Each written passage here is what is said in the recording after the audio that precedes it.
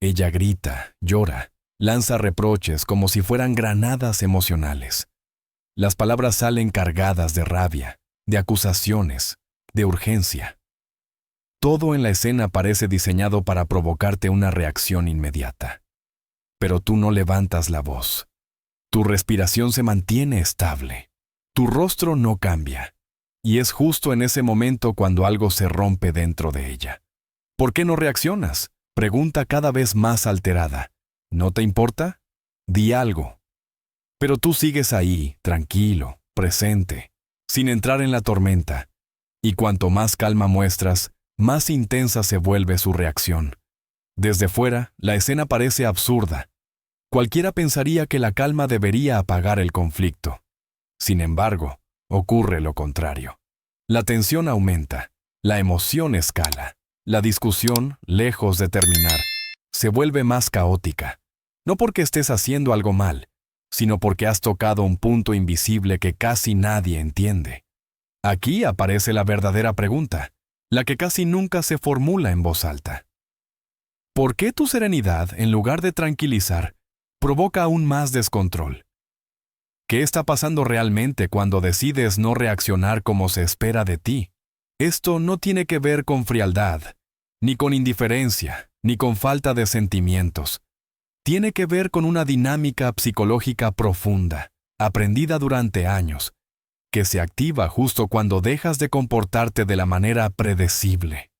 Cuando entiendas este mecanismo, ya no volverás a vivir una discusión de la misma forma, porque descubrirás que, en muchos conflictos, no se lucha por el tema en sí, sino por algo mucho más primitivo, el control emocional. Y ahí es donde todo empieza a cambiar. Cuando se habla de mantener la calma en medio del conflicto, muchos lo confunden con ser un robot, con reprimir emociones o fingir que nada importa. Pero eso no es lo que está ocurriendo aquí. La verdadera calma no nace de la desconexión, sino del dominio interior. Es la capacidad de sentir la tormenta por dentro sin convertirte en ella por fuera. Imagina el caos girando a tu alrededor. Palabras cargadas de emoción, gestos intensos, reproches que buscan una respuesta inmediata. Y aún así, tu centro se mantiene firme. No porque no sientas nada, sino porque decides no reaccionar de forma automática. Esa diferencia, aunque sutil, lo cambia todo. No estás negando la emoción, estás eligiendo cómo responder a ella. En ese momento te conviertes en algo muy concreto dentro de la dinámica emocional. Te transformas en el punto estable cuando todo lo demás se mueve. No es pasividad, es poder. Es la diferencia entre ser arrastrado por la situación o sostenerla desde fuera. Entre reaccionar por impulso o actuar con intención. Aquí aparece una fuerza que rara vez se enseña. La fortaleza masculina no como agresión, ni como control externo, sino como autocontrol. La capacidad de regularte a ti mismo cuando todo alrededor intenta desbordarte. Esa calma comunica algo sin necesidad de palabras. Comunica liderazgo, seguridad, madurez. Y precisamente por eso resulta tan desconcertante para quien espera una reacción conocida. Cuando no gritas, cuando no te justificas, cuando no entras en la espiral emocional, rompes un patrón aprendido durante años. Ya no juegas el papel esperado. Y cuando el guión deja de funcionar, la tensión aumenta. No porque estés fallando, sino porque estás mostrando una forma de fuerza que desafía lo habitual. Una fuerza silenciosa que no necesita imponerse. Una fuerza que no reacciona, responde. Y esa diferencia es el inicio de un cambio profundo en cualquier relación. Un hombre con el que trabajé me contó que su relación seguía siempre el mismo patrón. No fallaba nunca. Cada viernes por la noche, sin excepción, su pareja iniciaba una discusión. A veces era por algo pequeño, otras por temas antiguos que parecían resueltos. Él hacía lo que siempre había hecho: explicarse, defenderse, pedir perdón, intentar calmarla. Y cada viernes terminaba igual, con ambos agotados y resentidos. Hasta que un día algo cambió. No porque él lo planeara, sino porque simplemente estaba cansado. Aquella noche, cuando ella empezó con el mismo tono de siempre, él la miró y dijo con voz tranquila que hablarían cuando ambos pudieran hacerlo sin gritar. Luego se levantó y se fue al salón. Nada más. No hubo reproches ni explicaciones largas. Lo que ocurrió después fue inesperado.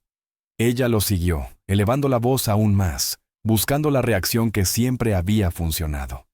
Él se sentó, abrió un libro y permaneció en silencio. No con desprecio, sino con una calma absoluta. En lugar de apagar el conflicto, eso lo intensificó. Ella gritó más fuerte, insistió, se enfadó como nunca. Perdió completamente el control. ¿Por qué? Porque algo esencial había dejado de funcionar. Durante años, había aprendido que ciertos comportamientos generaban respuestas previsibles. Si insistía lo suficiente, él reaccionaba. Si se alteraba, él entraba en el juego. Esa noche, por primera vez, el patrón se rompió. El estímulo ya no producía el efecto esperado. No fue una decisión consciente por parte de ella. No estaba pensando en controlar la situación de forma racional. Pero emocionalmente, estaba ocurriendo exactamente eso. El conflicto no era solo una discusión, era una prueba. Y cuando la prueba dejó de dar resultados, apareció la frustración. Ese momento marca un antes y un después. No porque el conflicto desaparezca de inmediato, sino porque revela algo profundo. Cuando la reacción esperada no llega, la dinámica queda expuesta. Y es ahí donde empieza el verdadero choque psicológico. La razón por la que aquella reacción fue tan intensa no tuvo que ver con la discusión en sí, sino con algo más profundo. Durante años, ella había aprendido que ciertas emociones producían resultados concretos. Las lágrimas traían consuelo. El enfado generaba disculpas. El silencio provocaba persecución. Era como tener un mando invisible que, al pulsar los botones correctos, activaba respuestas previsibles. Ese mando no se creó de un día para otro. Se fue formando desde la infancia, reforzado por experiencias repetidas. Cada vez que una emoción lograba mover al otro, el patrón se consolidaba. No había malicia consciente en ello. Era aprendizaje puro, un sistema automático que funcionaba sin ser cuestionado. Pero de pronto, ese sistema falló. Los botones dejaron de responder, la batería se agotó. Y cuando algo que siempre ha funcionado deja de hacerlo, la reacción natural no es detenerse, sino insistir con más fuerza. Subir el volumen, aumentar la presión, probar con más intensidad. No para dominar, sino para recuperar una sensación de influencia que se acaba de perder. Aquí aparece una irritación muy específica, difícil de explicar si no se ha vivido. No es solo enfado. Es la angustia que surge cuando el control emocional se desvanece, cuando aquello que te daba seguridad ya no funciona. Por eso la provocación suele escalar, no porque haya un plan, sino porque el cuerpo y la emoción buscan desesperadamente restablecer el equilibrio perdido. Este mecanismo suele ser inconsciente. Nadie se sienta a pensar que va a iniciar un conflicto para medir su poder. Pero a nivel emocional, eso es exactamente lo que está ocurriendo. El conflicto se convierte en una herramienta para comprobar si la influencia sigue intacta. Y cuando la respuesta no llega, la tensión aumenta. En ese punto, la discusión deja de tratar sobre el tema original. Ya no importa qué se dijo o qué se hizo. Lo que está en juego es algo mucho más primitivo, la capacidad de provocar una reacción. Y cuando esa capacidad se pierde, el descontrol se hace evidente. A partir de ese momento, el conflicto adopta otra función. Deja de ser una simple discusión y se convierte en una especie de termómetro invisible dentro de la relación. Una prueba silenciosa que mide algo muy concreto.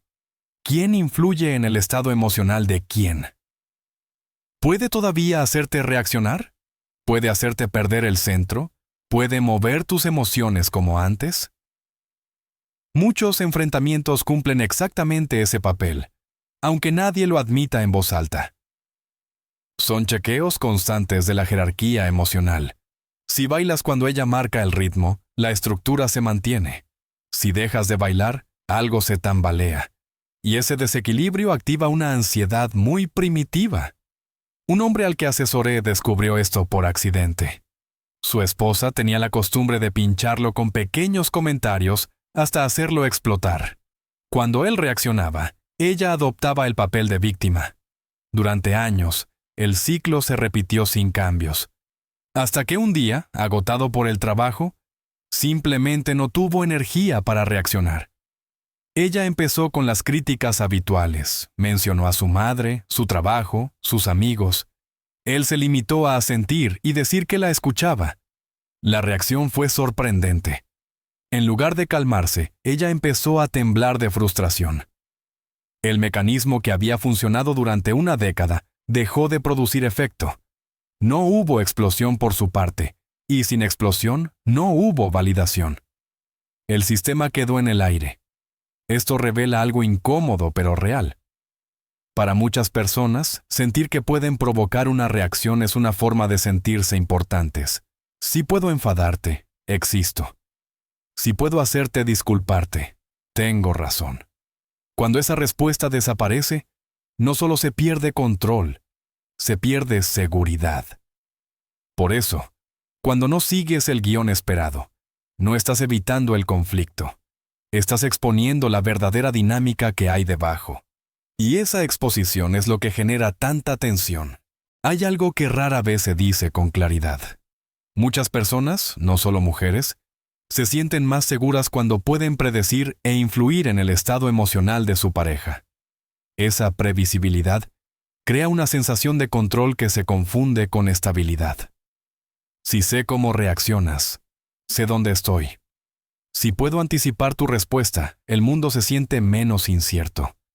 Por eso las reacciones emocionales se convierten, sin darse cuenta, en una forma de validación. Si logro que te enfades, significo algo. Si te hago perseguirme, importo. Si te fuerzo a pedir perdón, confirmo que tengo razón. No se trata de maldad ni de manipulación consciente. Es un aprendizaje profundo, reforzado una y otra vez a lo largo de los años. Desde la infancia, muchas personas descubren que expresar emoción trae resultados. Las lágrimas activan protección. La angustia genera atención. El drama moviliza a los demás. Con el tiempo, esa estrategia se automatiza. Se convierte en la principal manera de relacionarse con el mundo. Funciona tan bien que nadie se pregunta si hay otra opción. El problema aparece cuando esa herramienta deja de dar frutos, cuando la emoción ya no provoca la reacción esperada.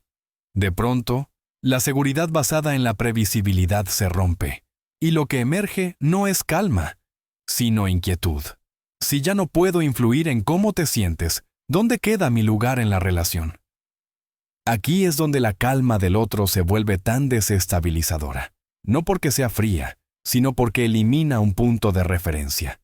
La relación deja de girar alrededor de reacciones automáticas y obliga a enfrentar algo más incómodo, la propia responsabilidad emocional.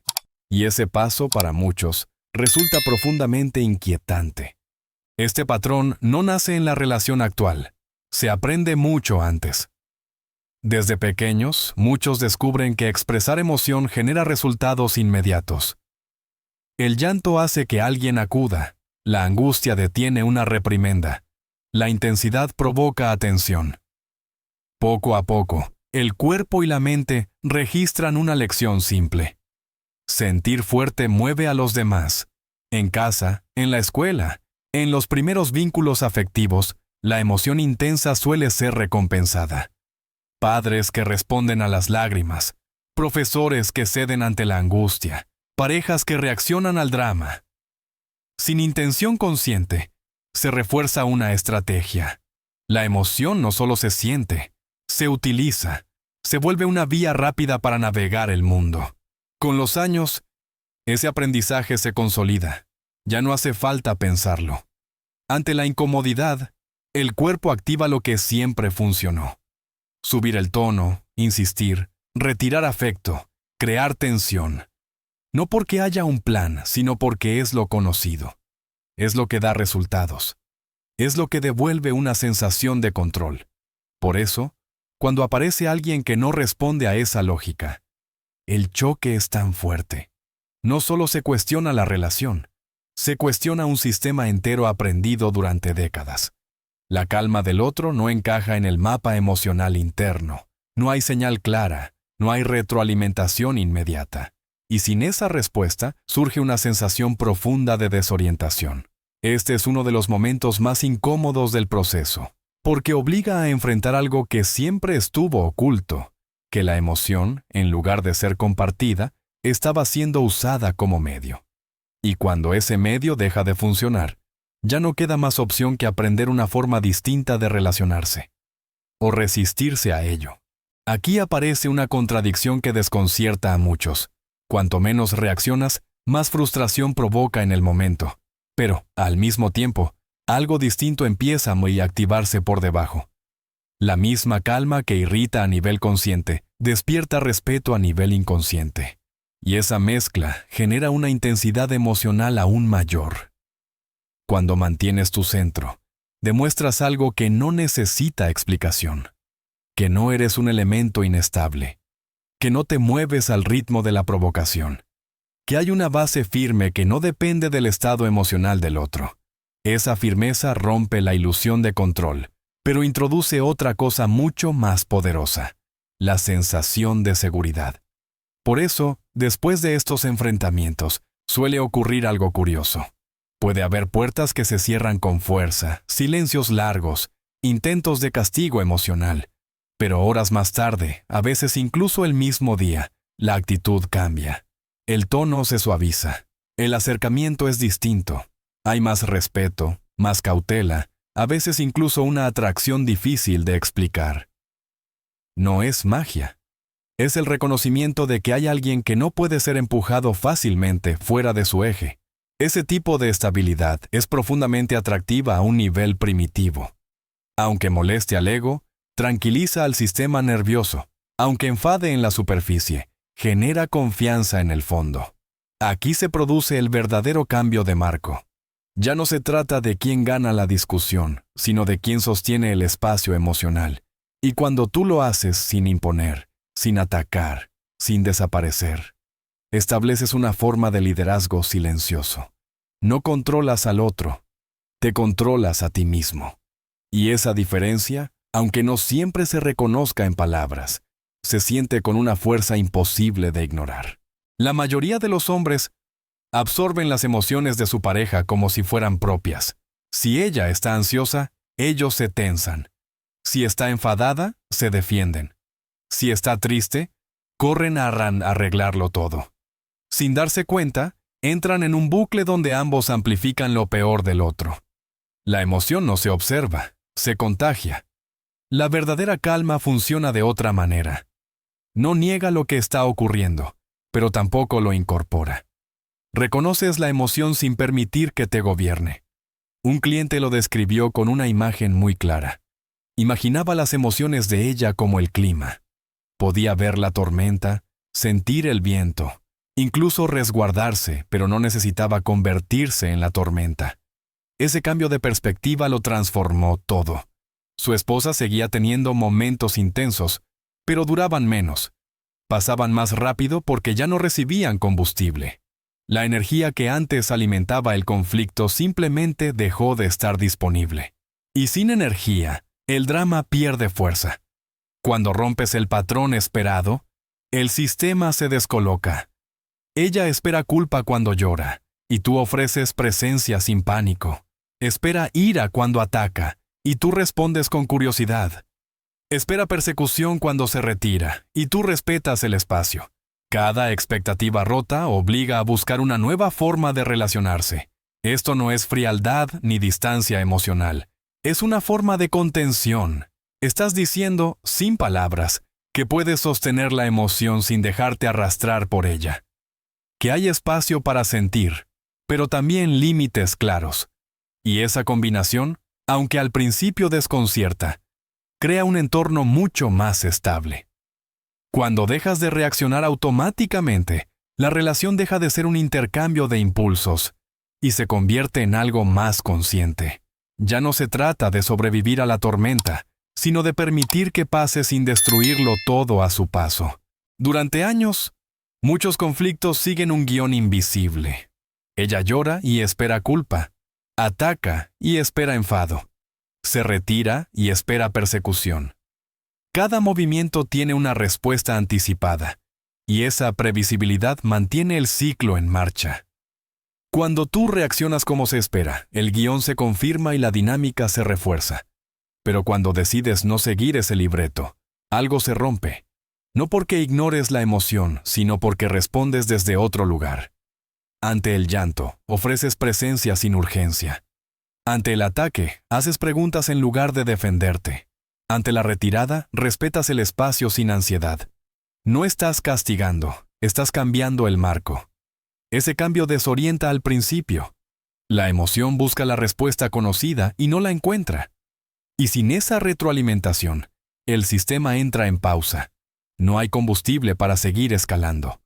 Lo que antes provocaba una reacción inmediata, ahora recibe una respuesta distinta, más lenta, más consciente. Este es el momento en que muchas relaciones se redefinen, porque al romper el patrón, fuerzas la aparición de alternativas. Si el drama ya no funciona, hay que intentar otra cosa, y esa otra cosa puede ser comunicación real, vulnerabilidad auténtica o en algunos casos, resistencia y huida. Sea cual sea el resultado, el ciclo automático queda expuesto. Romper el guión no es manipulación, es coherencia interna, es elegir no actuar desde el reflejo condicionado. Y cuando haces eso de forma consistente, el conflicto deja de ser un campo de batalla y se convierte en un espacio donde algo nuevo puede surgir. Para quienes tienen un apego ansioso, la calma del otro no se siente como seguridad, sino como amenaza. Cuando no hay reacción visible, aparece una idea inquietante. Si no responde, quizá no le importo. La ausencia de intensidad se interpreta como distancia, y la distancia activa un miedo antiguo a ser dejado atrás. Por eso, al principio, tu serenidad puede provocar aún más angustia. No porque estés haciendo daño, sino porque estás tocando una herida profunda. Estas personas aprendieron que la conexión se mide por la intensidad emocional. Si hay drama, hay vínculo. Si hay calma, hay vacío. Es una lógica infantil que sigue operando en el adulto. Sin embargo, ocurre algo importante cuando la calma se mantiene de forma consistente. Con el tiempo, el sistema nervioso empieza a aprender otra cosa. Aprende que la estabilidad no equivale a ausencia, que alguien puede estar presente sin desbordarse, que el cuidado no siempre viene acompañado de caos. Un hombre me contó que su pareja necesitaba que él igualara su intensidad para sentirse conectada. Cada crisis era una prueba. Cuando él dejó de reaccionar, ella entró en pánico. Pensó que ya no le importaba. Pero él siguió ahí, firme, diciendo con hechos que no se iba a ningún sitio. No gritaba, no se defendía, no desaparecía. Simplemente permanecía. Ese proceso no fue rápido. Llevó meses. Hubo retrocesos, acusaciones, dudas. Pero poco a poco, algo cambió. Ella empezó a confiar en la calma.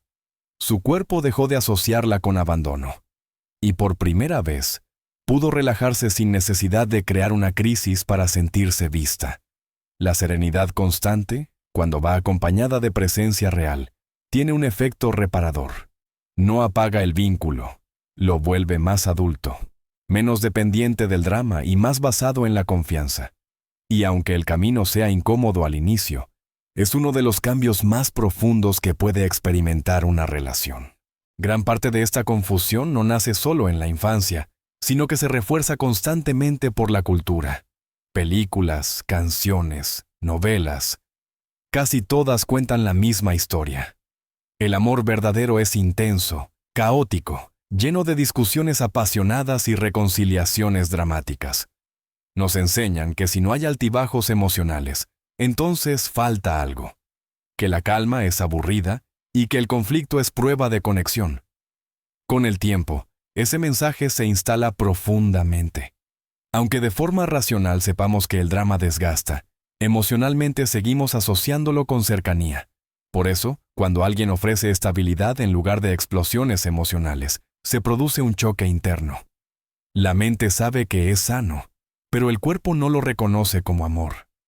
Aquí entra en juego algo más sutil. La calma no significa ausencia de emoción, sino regulación. No bloquea lo que se siente, lo encausa. En ciertos momentos, incluso es necesario acompañar brevemente la emoción del otro antes de volver al centro. Cuando ella está ilusionada, compartes esa alegría. Cuando está herida de verdad, te acercas a su tristeza, pero no te quedas atrapado ahí. Poco a poco, regresas a la estabilidad y la invitas a hacer lo mismo. Es como una especie de aikido emocional. No te opones con fuerza ni te dejas arrastrar. Rediriges la energía hacia un lugar más seguro. De ese modo, la emoción se valida sin convertirse en caos. Se siente sin desbordar. Este equilibrio es difícil, porque va contra años de condicionamiento cultural. Requiere paciencia y constancia. Pero cuando se logra, la relación cambia de naturaleza. Ya no depende de picos emocionales para sentirse viva. Empieza a sostenerse sobre algo más profundo y, cuando esta forma de responder se mantiene en el tiempo, los efectos empiezan a ir mucho más allá de la relación de pareja. El primer cambio aparece en el cuerpo. Menos discusiones interminables significan menos cortisol, menos tensión acumulada, menos desgaste físico. Muchos hombres descubren que dormir mejor, pensar con más claridad y sentirse con más energía no tiene que ver solo con la edad o el trabajo, sino con haber salido de una guerra emocional constante. Pero el impacto no se detiene ahí.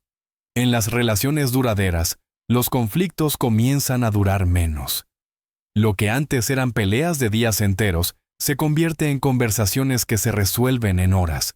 Las explosiones que parecían definitivas pasan a ser desacuerdos manejables. No porque los problemas desaparezcan, sino porque ya no se alimentan con reacciones impulsivas. Hay un momento especialmente duro en este proceso, del que casi nadie habla. Durante los primeros meses, cuando dejas de reaccionar como antes, suele producirse una escalada final. Los viejos patrones luchan por sobrevivir. La intensidad aumenta, las provocaciones son más fuertes, las acusaciones más extremas. Es lo que en psicología se conoce como el último estallido antes de extinguirse un hábito. No es una señal de fracaso, sino de que el cambio está funcionando. Este periodo puede durar semanas o incluso meses, y exige una fortaleza silenciosa enorme. Mantener la calma mientras todo parece empeorar es una de las pruebas más difíciles. Algunos no lo soportan, otros atraviesan ese fuego y descubren que, al otro lado, la relación se transforma o se redefine por completo. El efecto en los hijos, cuando los hay, es profundo. Los niños no aprenden de los discursos, aprenden de lo que ven. Cuando observan a un padre que no pierde el control ante la emoción ajena, interiorizan una forma sana de regularse. Aprenden que sentir no implica destruir, que se puede estar enfadado sin ser violento, triste sin manipular, firme sin ser cruel. Incluso fuera del hogar, este cambio se refleja en el trabajo, en las amistades, en cualquier entorno de presión. Quien no es arrastrado por el caos emocional de su pareja, rara vez será arrastrado por el de otros. La calma se vuelve una competencia transferible y con el tiempo, una parte estable de la identidad. Llegados a este punto, hay algo que debe quedar absolutamente claro. La calma no sirve para todo, ni debe usarse en cualquier circunstancia. Si la emoción escala hacia la violencia física, eso no es una prueba ni un juego inconsciente. Es abuso. Si aparecen amenazas de hacerse daño para provocar una reacción, eso no es vulnerabilidad, es manipulación. En esos casos, la calma no significa quedarse, significa retirarse y protegerse. La fortaleza también consiste en saber cuándo no participar. Pero fuera de esos límites claros, la serenidad sostenida revela una verdad incómoda. Muchas tormentas emocionales no buscan soluciones, buscan reacciones. Y cuando esas reacciones dejan de estar disponibles, Las personas que te rodean se ven obligadas a crecer, no porque las empujes, sino porque ya no sostienes dinámicas que las mantienen estancadas. Aquí entra un elemento fundamental, el propósito. La calma no nace de la indiferencia, nace de tener una dirección. Cuando tu vida está orientada hacia algo más grande que el drama cotidiano, las crisis emocionales dejan de sacarte del rumbo. Puedes verlas, atenderlas, pero no te desvían del camino. Esa estabilidad se percibe, incluso cuando no se nombra. Con el tiempo, ocurre algo casi invisible pero profundo. Las personas a tu alrededor ajustan su nivel emocional al tuyo, no porque las controles, sino porque la calma es contagiosa cuando se mantiene. Se convierte en el nuevo punto de referencia. El espacio seguro ya no se crea a través del control, sino a través de la presencia firme. Y ahora, la pregunta queda abierta para quien escucha o lee esta historia. ¿En qué momento descubriste el poder de no reaccionar? ¿Qué ocurrió cuando dejaste de morder el anzuelo emocional? ¿Cambió la dinámica? ¿Se transformó la relación? ¿O reveló algo que ya estaba ahí desde el principio? Si has vivido algo parecido, comparte tu experiencia en los comentarios.